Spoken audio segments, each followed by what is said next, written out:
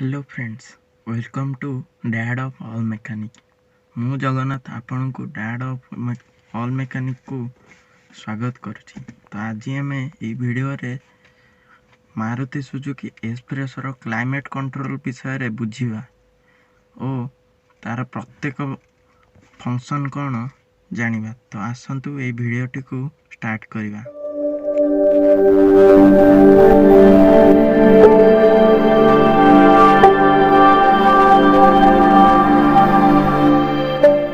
तो जेपरिक देखिपे आमर एतिक रोचे क्लाइमेट कंट्रोल यूनिट तादरे आमर फास्ट रोचे जोटा कि आम ब्लोर डायरेक्शन, सेकेंडटा रोचे आम फैन स्पीड, आउ थर्डटा रोचे क्लाइमेट कंट्रोल बा एपटे देले आम हिट कर परिबा, हीटिंग इफेक्ट रहइबो, एथरे आम कूलिंग कर परिबा। तो यहाँ हूँ आम टेम्परेचर गोटे प्रकार कंट्रोल करिबो। ता तले दउची एक्सटर्नल सर्कुलेशन, इंटरनल सर्कुलेशन पे। तो फास्ट आम एम ब्लोर डायरेक्शन टा देखिबा। तो जेपरि देखिबा तो फास्ट आमर गोटे चिन्ह रही एटा एथरे रखी जदि आम ब्लोर को ऑन करिबा बा फैन स्पीड बढ़ाइबा तो आमर ऊपर जतिक रही ब्लोर तार दिहरु एयरटा आसीबो। आ जति आम आपको सेकेंड रे दबा फुट प्लस आम ऊपर जतिक रोची ब्लोर ता दूर पवन आसीबो। आउ थर्ड रे देले केवल फुट को पवन आसीबो।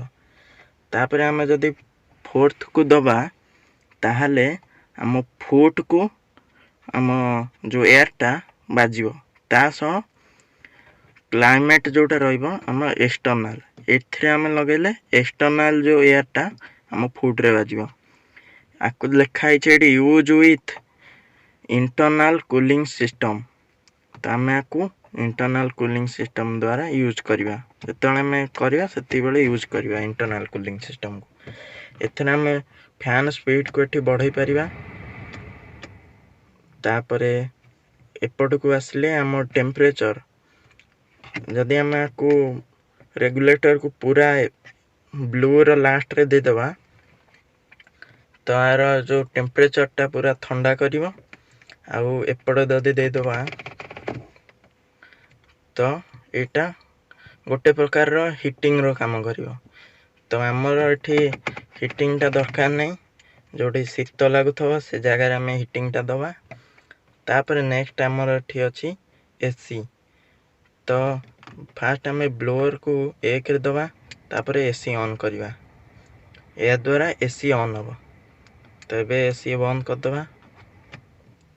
तलू को देखंतु देखे दउची एपटे रोची इंटरनल सर्कुलेशन, एक्सटर्नल सर्कुलेशन। तो आम ए स्विच टाकू जदि आम एपटू दबा एबे रहिला इंटरनल सर्कुलेशन ने, तो एपटू देले एक्सटर्नल सर्कुलेशन रे रहिबो। आई होप कि आपन को ए छोटो सा इन्फॉर्मेशन भल लगी थबो। जदि भल लगी प्लीज वीडियो को लाइक करंतु, शेयर करंतु, सब्सक्राइब करंतु। आउ हाँ, जदि आपन आम एक्सप्रेसर क्लॉक सेटिंग जानिबा को चाहउछंती तो मो वीडियोटा ऊपर आई बटन किंबा डिस्क्रिप्शन में दे देबी। Thank you.